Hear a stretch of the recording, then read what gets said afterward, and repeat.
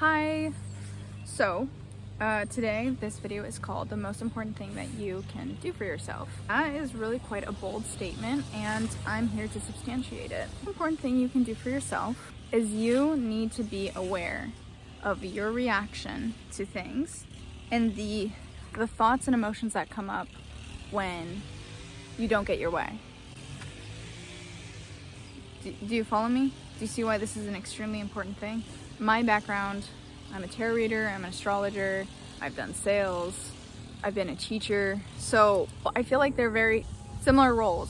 When you consider all those things, what is the essence of sales? Well, sales is going to solve your problem. Your job is to get someone to agree and ultimately purchase what it is that you're telling them.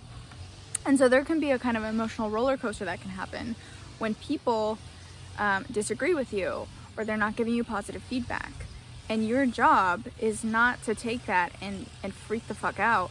Your job is to listen to them. And your job is to emotionally guide them, okay? Because it's okay that they're having emotions that come up. That's totally fine. It's okay that they're having thoughts. But your job, your single job, is to provide the solution and to guide them to where they need to go. Same with teaching. Okay, so teaching is a frustrating thing in that you're gonna have kids who are like, or people, it doesn't matter what kind of teacher you are or who you're teaching, but you're gonna have people who are like, I don't understand. People can make all kinds of stories in their head when things don't make sense for them, when things aren't clicking. Part of your job as a teacher is you just have to be like, hey, no, you're doing great. Back it up. Just look at this. Listen, look, focus. When I'm doing like readings for people, part of what I'm doing is, yes, I'm emotionally guiding them and I'm both advising them as well as taking them through their emotions. Because it's important to examine what you're feeling. It's really important to examine where you're at and what you're feeling. That's just necessary. If you don't do it, like this pent up steam or this energy is gonna go awry, or it's gonna be, suppressed, right? And that's no good. When I'm doing the readings, I feel like I'm channeling and I'm providing also an outlet. One, we're acknowledging what's happening, right? That's a huge part of like moving through stuff, is you have to like acknowledge this is happening, like of the facts in the world. If there was a video camera and we could see all the facts of the world, this is the facts, okay? And then attached to that is, how do I feel about the facts, right? And that acknowledgement process is a very important part of like moving through your emotions, because it tells you something and you learn something from it, okay? So with all those three roles that I just described, the sales, the teaching, the astrology, tarot reading, there is this component of we have to acknowledge where you're at, okay? All right, so what is my entire intention and goal with this video? Well, my goal is to help you understand some tools that will allow you to do this yourself. Move through your emotions and guide your emotions yourself, because that is the single most powerful thing you can do with your life, because you're constantly doing it. You're constantly being influenced by circumstances, things changing or going in different directions that you couldn't have foreseen, right? Or it's just a part of life. And to me, this whole thing, this whole emotional up and down, right? To me, it's like surfing, okay? You know, and your job, it's okay that if you fall off the surfboard, it's okay. Like, the whole point is catch the wave, right? We're trying to fucking catch the wave, right? That's what I'm about, guys. And and this is also Taoism, right? The way, you know, that whole thing about the way. You know, finding your balance, finding the center, that's the way. And these tools are gonna allow you to be in that way without it, what's the word, like taking you off, you know, kind of like taking you off track, right? Because our whole purpose of life is it's a dance. It's a beautiful dance. And I recently read this Jewish philosopher. We are all a part of this cosmic symphony, and your purpose is to learn how to play your notes. You have a unique sound and you have a unique piece in the symphony, and your job is to learn how to play your notes, okay? Beautiful.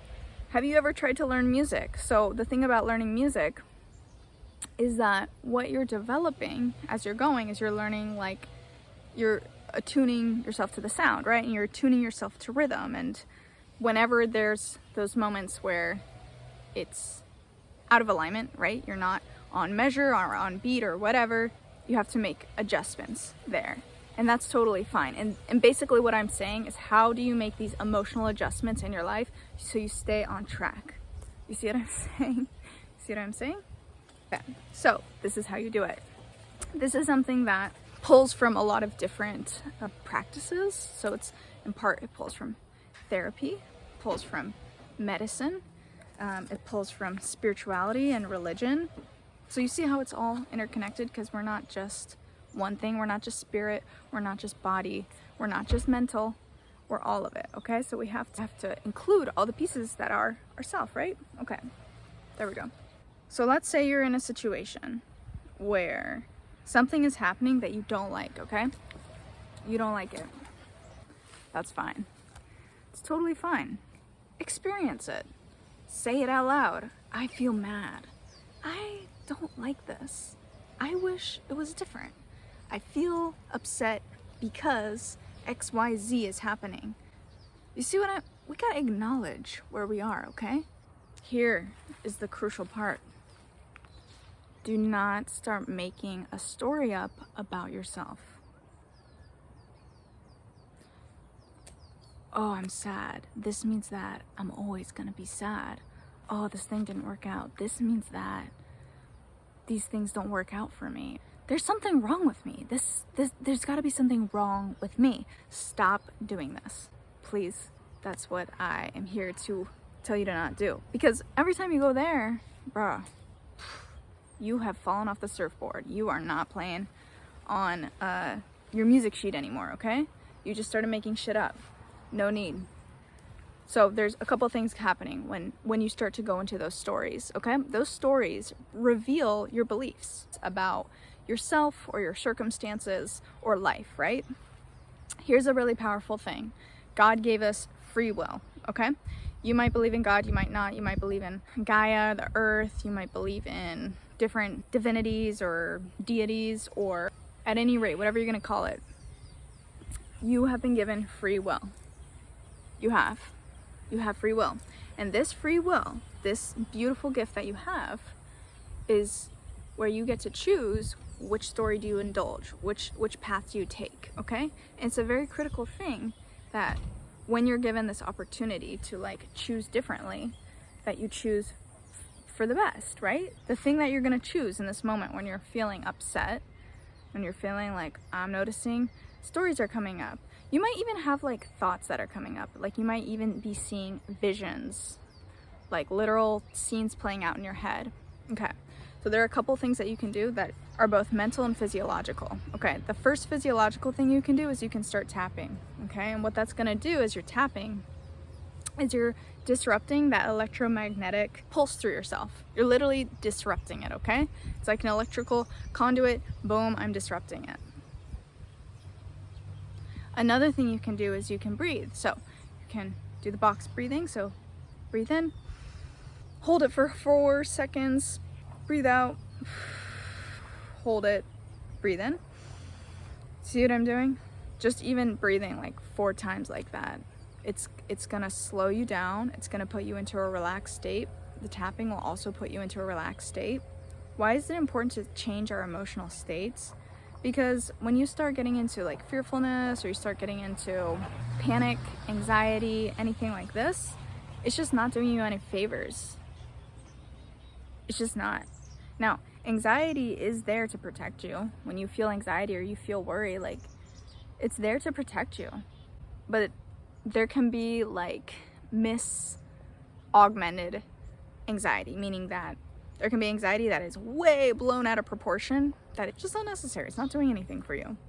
And this is where we need to slow it down, okay? Because when we have the feelings of like anxiety or fear or sadness, right? Then the mind can start making bullshit up, right? And that's what we're about to stop, okay? So you're doing your breathing, maybe you're tapping. Now when you're tapping, okay, so you're disrupting this electrical flow. Excellent. Here is the second piece of the pie, or the puzzle. Pie or puzzle, whatever you prefer. The tapping I want you to affirm what you want, okay? So here's the beautiful thing about our choice and our free will, right? Is I want you to choose what you want, okay? So you're saying like, oh, I'm really sad that, let's say, I didn't get accepted to a school I applied to, okay? I didn't get accepted. I'm bummed out. I'm sad. I could start making up stories like, this means that like this career choice is never gonna work out for me. I'm not a good student. I'm just not worthy of this. You see, I can start making those up. You have to stop. You have to have the awareness to see, I'm doing this. Yes, I feel like shit.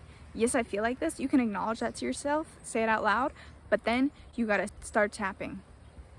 And you have to immediately counteract that and say, I am meant for great things. I am worthy of going to the school of my choice. This does not mean that I can't have what I want. I am going to the perfect match for me, to the perfect school for me. And so why is this so important? Well, because you're changing the narrative, you're changing your body's response to this fear. And that's really important because the more you practice this, the more that you learn that for the adjustments that life will like bring to you, you don't have to make it mean anything about yourself. Do you see what I'm saying? And that's not me saying like you shouldn't reflect on maybe your actions when you feel shame or guilt about something, or you feel a type of way, or maybe someone brings up something to you. No, I'm not saying that. I'm just saying that like, because that's interpersonal and that's a different topic. But when you yourself are orchestrating something, some kind of meaning that isn't there, that can be really damaging. It's also damaging because we always want to be feeling good, basically. Like we always want to feel better, right? You're gonna cope somehow. You are gonna cope somehow, whether it's the healthy way or it's gonna be a destructive way. And the destructive way can take many fucking avenues, you know? And I don't know if I need to list them all, but like, could mean that you waste a bunch of time on the internet. You spend money that you really didn't need to spend money. It could mean that you get inebriated in a way that makes you sick. It could mean that you hit up people who are like not good for you or who are toxic for you. You know, it can mean so many different things depending on what your toxic coping skills are. And that's okay, because the way we break addiction, well, that's a very big topic, but these are basically tools to break addiction as well, because an addiction is something that if you indulge in it, it negatively impacts your life. It doesn't make it better for you to do this coping thing. It actually puts you in a worse place. And that's what we want to prevent. We don't want you to go worse and worse. We don't want you to go from being on the surfboard to falling off the surfboard to now you're under the water and you can't breathe. Do you see what I'm saying? Like, you know, we're trying to teach you how to swim. So if you fall into the water, you can swim and get the fuck back on the board. That's what we're doing right here. So this brings me to the next point, which is how everything is related to identity. So when you are tapping, you're saying, you're affirming something different for yourself. That's the most important thing you can do for yourself. I mean, just the breathing and the tapping is physiologically going to change you. Going for a walk is going to change you. These are very important things. Just changing that environment even. Or talking to someone that you care about, that's also going to change you. Even like making art. So whether you're playing some music or you're playing a game, doing something that's creative and fun can also emotionally move you through whatever upset you're having. And then you really do have to go into affirmation. So affirmation, like I was saying, affirmation is the core of belief, basically. And so like I was saying, when you have those kind of negative thoughts or stories that come up, that is just a representation of the kind of beliefs that you hold about yourself. The thing about beliefs is that, you know, you can be told like you have a belief about something. And the hard thing about a belief is that you believe it, meaning that you feel it and you see it. And so what this method is doing, the breathing, the tapping, the affirming, it is how you're changing your beliefs. It's like learning a new skill. You're basically learning how to have a new belief. And you can do it, and you can kind of program it into yourself. And that's what you're making the practice of. And so why does affirming change our beliefs? Because that's the beginning. Your identity is the beginning. It is the basis of your beliefs. It is how you experienced life, was from you being alive and things happening. If you were a kid and things didn't go your way, you know, whether you received abuse or whatever, we internalize that because we're kids. We don't know any better. We just believe that we are who we are. And so if I'm receiving something bad, it's got to be something that I did, right? And so those are really destructive beliefs that we as adults have to change because they ultimately don't serve us, and they literally can ruin our lives because they're not even true. That's the thing about these beliefs. We get to choose what is true. Just because something impacted you that made you believe whatever doesn't mean that you have to choose to continue to believe it. And that's the power of free will, is you get to keep choosing how you respond to things and what you choose to believe about yourself as well. Okay, so the next step is this goes with affirmations, but it's also about choosing what you would like to happen. Okay, so choosing what you would like to happen instead of focusing on, oh my god, this thing isn't happening and I'm fucking doomed and whatever. Okay, you have to begin with the end in mind. This is Neville Goddard. This is all kinds of spiritual teacher wisdom. You have to begin with the end in mind. I mean, I've heard people like professors talk about this stuff, like reverse engineering. You have to have heard of that term before. Reverse engineering. It's basically the basis of everything. You want to focus on what you would like to happen. Don't get so eaten up by what didn't work out or what, you know, making up stories in your head, whether you're seeing something, seeing people react to you in a certain way, or whatever it is that you're indulging. You really have to take the mental strength to be like, no, I'm not doing that. It's not appropriate. I'm not going there. That's something that you have to do. And that's really going to change your belief patterns, right? And it's going to change your consciousness even. Okay, so this brings me into my third point. So people who are very calm, who seem not to worry, they're very attractive. And a thing about them is that they don't gossip. People who are self-assured, who are confident, they don't gossip. They don't actually really need to talk about other people because they understand that these stories are fake. Like, if they can understand that making up stories about themselves is fake, why would they make up stories about other people? You see what I'm saying? They don't gossip about other people. They don't make all these conclusions about things that are happening because they're kind of just, anyone who's doing that is just kind of pulling that out of nothing. Calm people, truly self-assured people, they know that these outside circumstances don't matter. They know that other people don't matter. Everyone is in their own world. Everyone is mostly concerned with themselves at the most, right? And so a lot of things are not about you. Even when shitty stuff happens to you, it's not even about you. It's about the other people. And so in many ways, that is like a relieving thing, because when people do things to you that, you know, you don't like, if you make up a story about that about yourself, you're giving them power over you. You are the ultimate creator. You ultimately get to choose which story you make and which story you believe and which story you put out there. And letting someone else do something to you to make you affirm that, oh, this is who I am, no one has that power over you. You have to choose that. You have to agree with that. You have to believe in that. And don't give it to them. Absolutely not. Now, this whole idea of choosing what you affirm, choosing your vision, what do you want to happen? Being very deliberate and persistent and like shifting to that and focusing on that, that is the essence of your creativity. You know, that is a very creative state. It's a very imaginative state, and it's a really beautiful one. You can make life a hell or a heaven, and you get to choose what it looks like. You get to choose who you want to be and who you are. And then, so this whole like surfboard, I'm on the surfboard of life, right? I'm cruising through my emotions. I'm on and off. I'm riding the wave, right? This is the game of life. Okay, the game of life is, how can I be here right now and enjoy it? That's the game of life. And what you realize is, one, we're very powerful. We have free will. We have free will. So we get to choose where we want to go.